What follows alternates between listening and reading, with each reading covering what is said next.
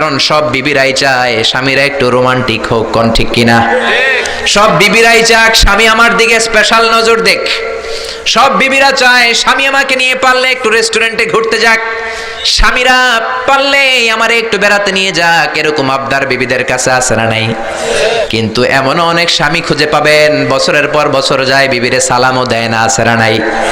খিটখিটে মেজাজ, মেজাজ দেখায়, ধমক দেয়, আবার যৌতুকের জন্য পিটায়, আছে না নাই? জোরে বলেন, আছে না নাই? শয়তান দিল যৌতুক, কোরআন দিয়েছে মোহর, আমরা এখন মোহর ছেড়ে দিয়ে যৌতুকের পেছনে হাঁটি। জোরে বলেন ঠিক কিনা? যৌতুকের চেয়ে জঘন্য অপরাধ সমাজে নাই। কুকুরের গোশত খাওয়া যত গুনাহ, যৌতুক তার চেয়েও বেশি গুনাহ, ঠিক কিনা?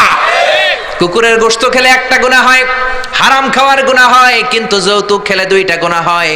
এক হলো হারাম খাওয়ার গুনাহ, দুই হচ্ছে শ্বশুর বাড়ির উপরে জুলুম করার গুনাহ। জোরে বলেন ঠিক কিনা?